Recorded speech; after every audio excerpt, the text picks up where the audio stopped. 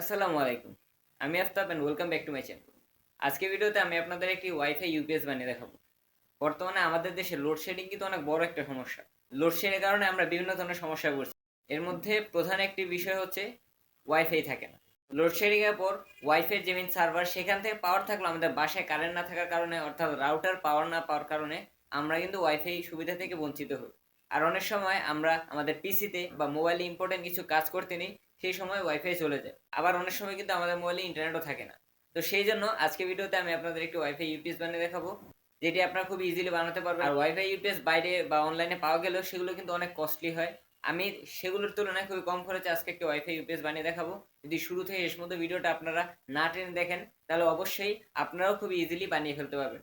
তো ভিডিও শুরু করার আগে বলে রাখছি, আমার চ্যানেলটি সাবস্ক্রাইব না করে থাকলে অবশ্যই চ্যানেলটি সাবস্ক্রাইব করে পাশে থাকা বেল আইকনটি অলে সেট করে দিবেন এবং ভিডিওটা ভালো লাগলে অবশ্যই ভিডিও শেষে লাইক করবেন। আপনাদের মূল্যবান মতামতগুলো কমেন্ট সেকশনে জানাবেন। তো আর কথা না বাড়াই, চলুন আমরা মূল ভিডিওতে চলে যাই।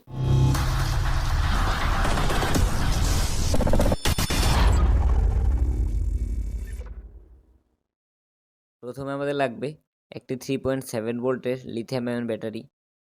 এটি মূলত 18650 মডেলের একটি লিথিয়াম আয়ন সেল।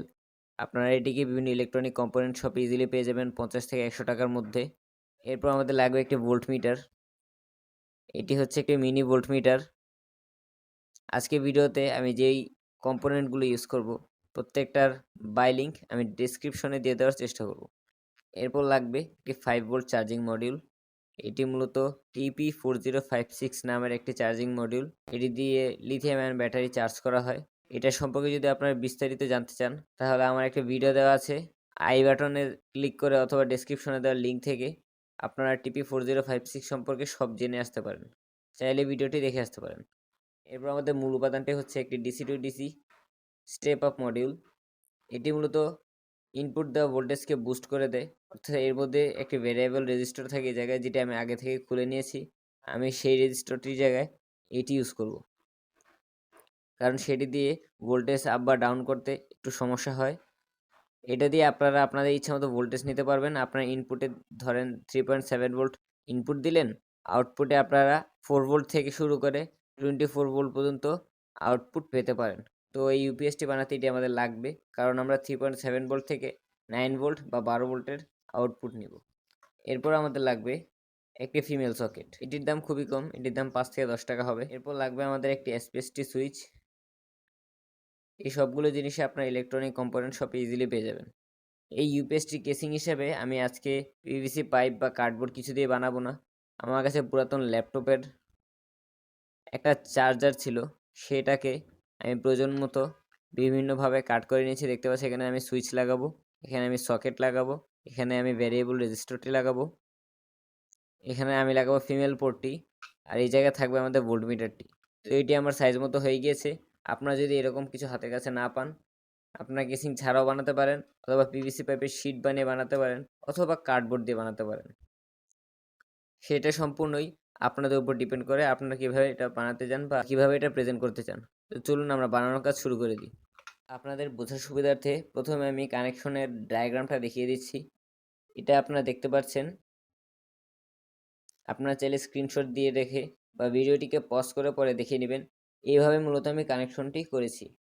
তো চলুন আমরা এবার ইউপিএসটি বানানোর কাজ শুরু করি। প্রথমে আমি নিয়ে নিচ্ছি আমার ব্যাটারিটি।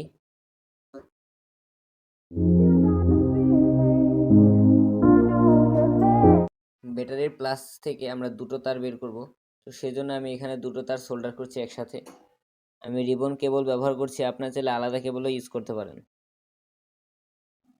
আর আমি এখানে একটি ব্যাটারি ইউজ করছি, কারণ আমার একটি ব্যাটারি ব্যাকআপই চলে যাবে। আপনাদের যদি ব্যাকআপ বেশি লাগে তাহলে আপনারা বেশি ব্যাটারি ইউজ করতে পারেন। তো আমরা এবার ব্যাটারি মাইনাসে সোল্ডারিং করব। তো আমরা ব্যাটারি মাইনাসে দুটি তার সোল্ডারিং করে নিব।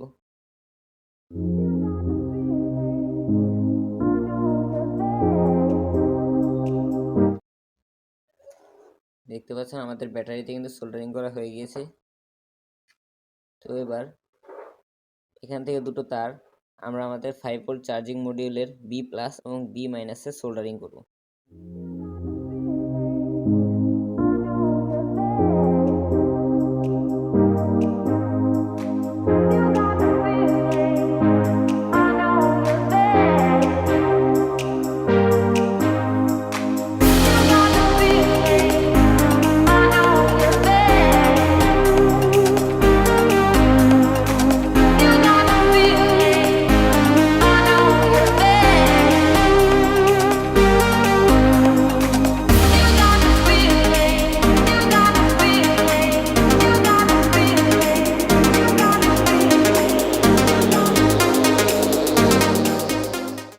চলুন আমরা ধীরে ধীরে জিনিসটাকে এই বক্সের মধ্যে সেট আপ করে ফেলি।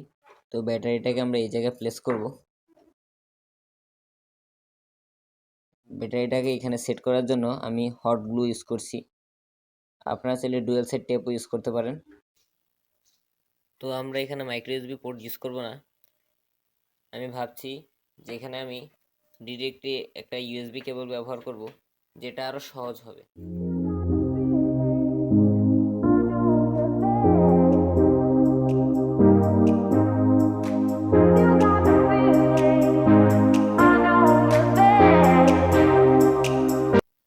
তো চলুন এবার একটু চেক করে নিই। তো এই হচ্ছে আমাদের চার্জার, আমি কেবলটি এখানে লাগাচ্ছি। দেখতে পাচ্ছেন চার্জ কিন্তু হচ্ছে, অর্থাৎ রেড লাইট জ্বলছে। তো এবার আমরা সুইচটিকে এখানে বসিয়ে দিচ্ছি। ব্যাটারি মাইনাসের একটি ওয়্যারকে সুইচে রেখে এই মাঝখানে আমরা সোল্ডারিং করব।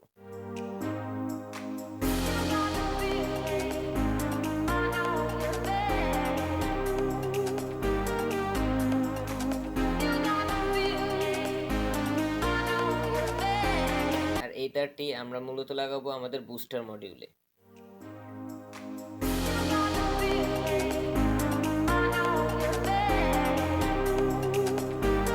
তো এই দুটো তার যে দেখতে পাচ্ছেন, এই তারটি যাবে বুস্টার মডিউলের মাইনাস এবং এই রেড ওয়্যারটি যাবে বুস্টার মডিউলের প্লাস। এই হচ্ছে আমাদের বুস্টার মডিউলটি।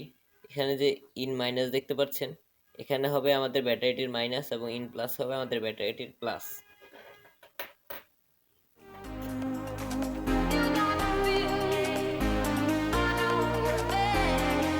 এরপর আমরা ভোল্ট মিটারে কানেকশনটা করব। তো চলুন আমরা আগে কানেকশনটা করে নিই। ভোল্ট মিটারের যে ইয়েলো ওয়্যারটা রয়েছে, এটাকে আমরা মূলত লাগাবো আমাদের বুস্টার মডিউলের আউটপুট প্লাসে। আর ভোল্ট মিটারের প্লাস এবং মাইনাসটা আমরা লাগাবো বুস্টার মডিউলের ইনপুট প্লাস এবং ইনপুট মাইনাসে।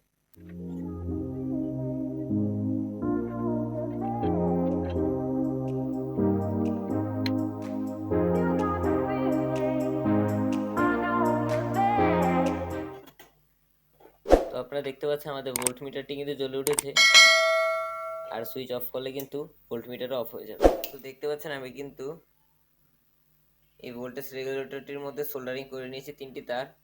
এবার আমি এই 3টি তার আমাদের বুস্টার মডিউলের এই যে এই 3টি টার্মিনালে সোল্ডারিং করব। আমরা উল্টো পাশে সোল্ডারিং করবো যাতে করতে সুবিধা হয়। তো এবার আমরা 3টি রিবন ওয়্যার নিব এবং এই 3টিকে এই রেজিস্টরটার 3টি পয়েন্টে আগে আমরা সোল্ডারিং করে নিব। তো দেখতে পাচ্ছেন আমাদের কিন্তু কানেকশন সবকিছু করা শেষ। এই যে আমি কানেকশন করেছি পটেনশিওমিটারটিতে। আমি আপনাদের একটু ঘুরিয়ে দেখাচ্ছি কিভাবে আমরা ভোল্টেজ আপ এবং ভোল্টেজ ডাউন করব। এটা দিয়ে আপনারা যে কোনো ধরনের আউটপুট পেতে পারবেন। আপনার যদি ব্যাকআপ বেশি লাগে বা একটু বেশি পাওয়ারের আউটপুট নিতে চান, তাহলে আপনার ব্যাটারি বেশি ইউজ করবেন। তো এবার আমরা আউটপুট নেওয়ার জন্য একটা ফিমেল সকেট এখানে ইউজ করব, যেটা আমি ভিডিও শুরুতে দেখিয়েছিলাম।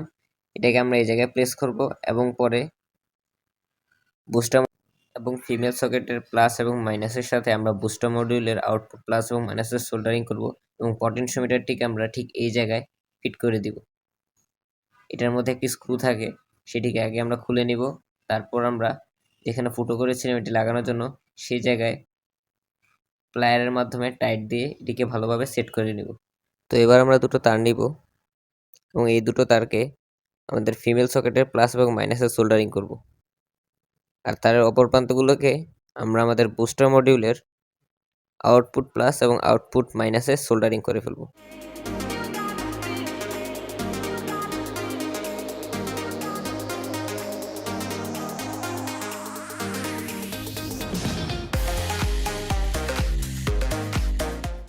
তো গাইস, আমাদের সব ধরনের কানেকশন কিন্তু শেষ।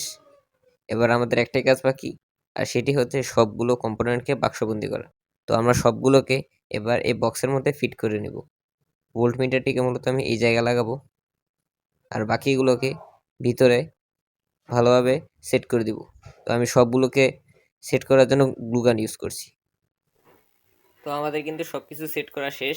এবার কিন্তু দেখতে পাচ্ছেন, আমি একটু টেস্টিং করে দেখিয়ে দিচ্ছি। আমরা যখন এই নবটি ঘোরাবো তখন কিন্তু ভোল্টেজ বাড়বে, আবার আমরা যখন বিপরীতে ঘোরাবো তখন কিন্তু আবার এই যে দেখতে পাচ্ছেন ভোল্টেজগুলো কমছে। আর এই কেবলটা আমি বানিয়েছি DC male to male port. তো এটি দিয়ে মূলত আমরা আমাদের ওয়াইফাই রাউটারে কানেকশন দিব। তো চলুন এবার এটিকে বাক্সবন্দি করে দেওয়া যাক।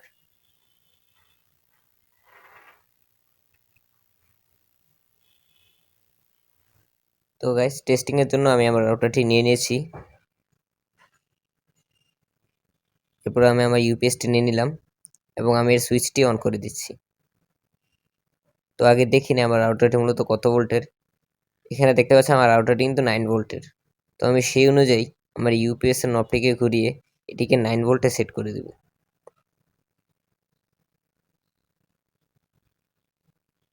তো দেখতে পাচ্ছেন আমি কিন্তু এটিকে 9 ভোল্টে সেট করে দিয়েছি।